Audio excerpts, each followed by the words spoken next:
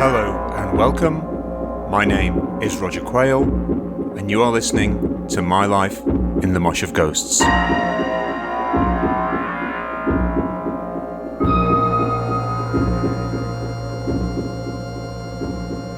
Hello there, welcome back to My Life in the Mosh of Ghosts with me, your host, Roger Quayle, and thank you for joining me. Today's podcast is Gig 31, and after 6 nights at the Blitz Club in Sheffield, we're back on the road for this one, and we're heading down to London, with some memories of visiting London as a child, then as a young adult, and then finally joining the band. And we're going to focus in on one gig, an unforgettable gig with Fad Gadget at the Clarendon Ballroom in Hammersmith on Friday, the 27th of June, 1980. Here we go. Pimply forehead pressed against the coach window, I gawp at Yvonne and Alice, naked and entwined, 18 feet high at the side of the road. Yvonne, inscrutable, gently rests her head on Alice's hand. Alice gazes back at me in all his fleshy insolence, as if to say, "Hey boy, have you never seen a naked man with his snake before?" June 29th, 1972, and it's the school trip to London. Up bright and bubbly to Sheffield Victoria railway station to catch the Master Cutler to St Pancras, a carriage of giddy 11-year-olds practically leaking with excitement. We saw all the sights that day: Big Ben, Buckingham Palace, Oxford Street with its 100 shoe shops. Imagine that! But what stays with me is that image of Alice Cooper with his 12-foot boa constrictor called Yvonne. Reprobate and reptile, blown up to the size of a bungalow on the back of a flatbed lorry. A publicity stunt for his gig at Wembley Empire Pool. London. We Sheffield folk are suspicious of the home of government and royalty. Opinions largely informed by Special Branch and Till Death Do Us Part. The capital is full of craze, cockneys, ne'er-do-wells and Tories.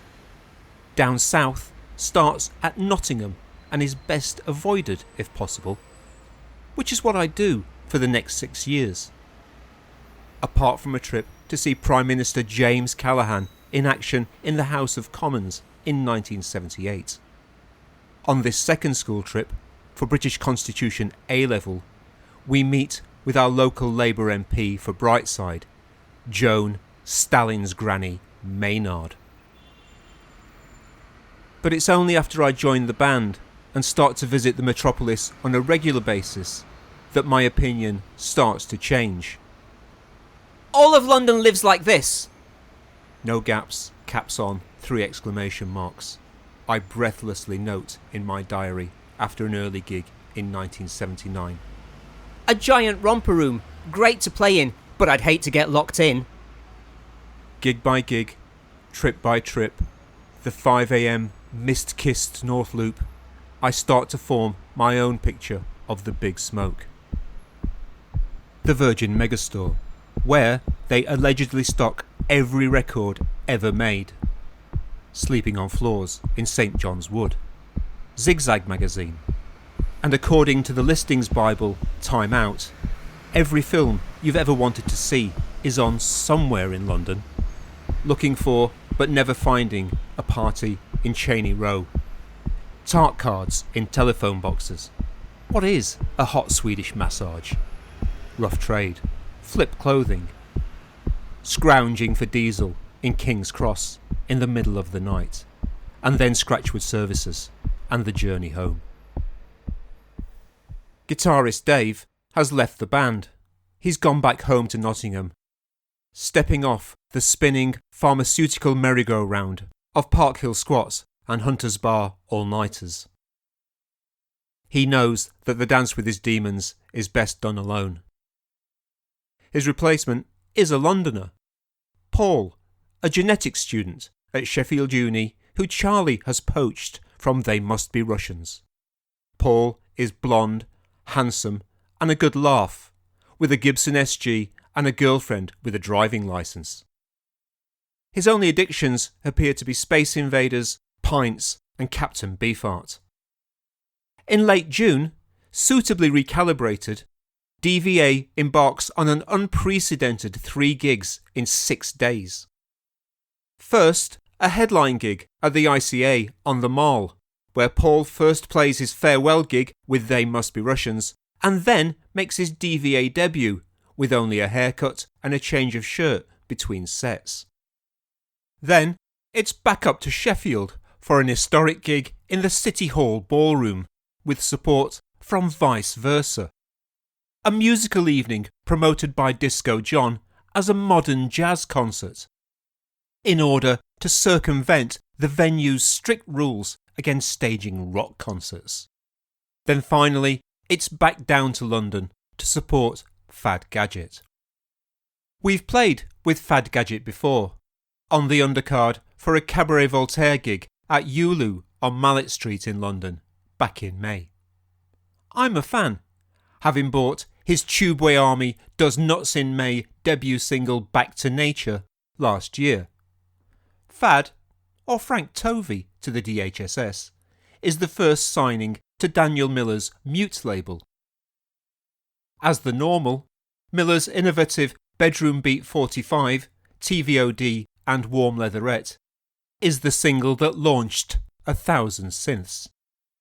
Fad's follow-up to Back to Nature, a jittery electro-wriggler called Ricky's Hand, has been well received by the music press, and he finds himself headlining the second night of Steve-O's electronic party at the crumbling Clarendon Hotel, marooned on Hammersmith Broadway by the ever-circling, carbon-coughing thrum of the A219. I've met Steve-O before, when he promoted what he proudly described as the first futurist fun night at Retford Porterhouse with Cabaret Voltaire, Naked Lunch and The.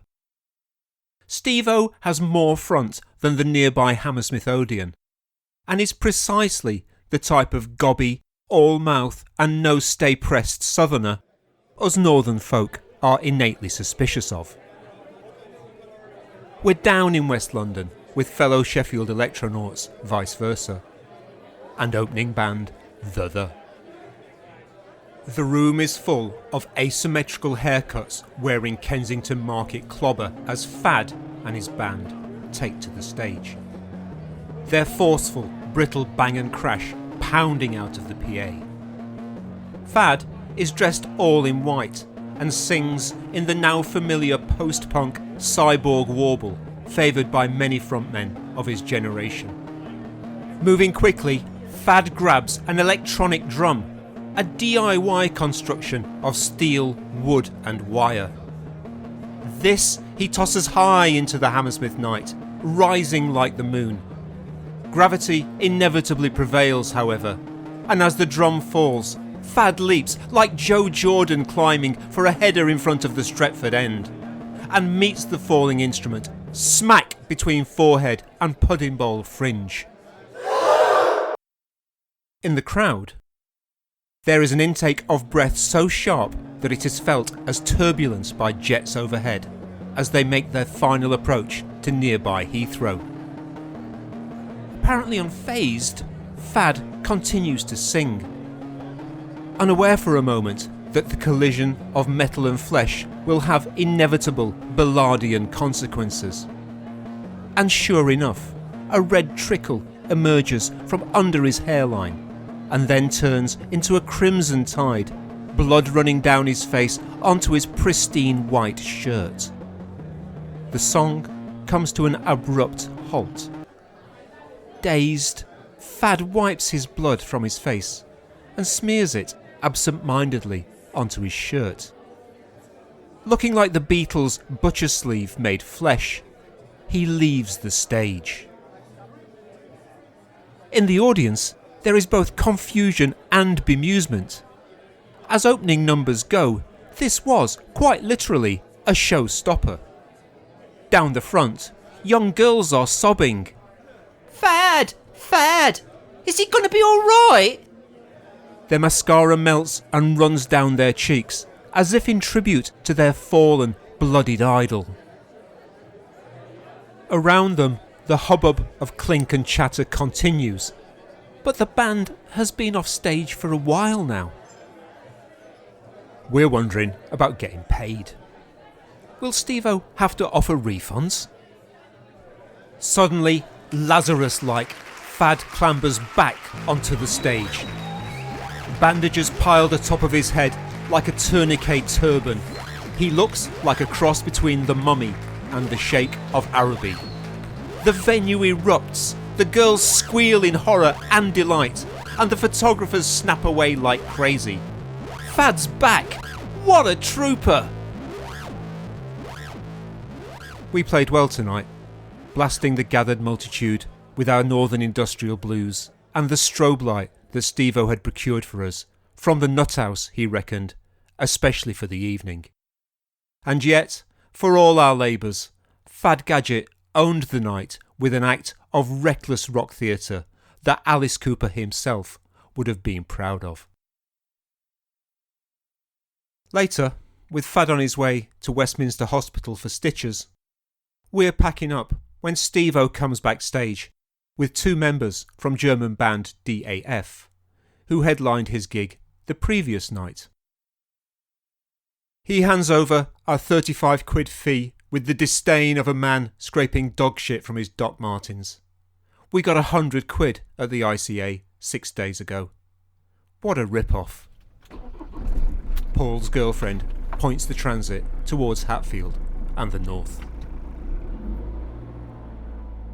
A never less than compelling frontman, Fad Gadget, also known as Frank Tovey, recorded 10 albums in a 12-year period from 1980 to 1992. He died of a heart attack in 2002, aged 45.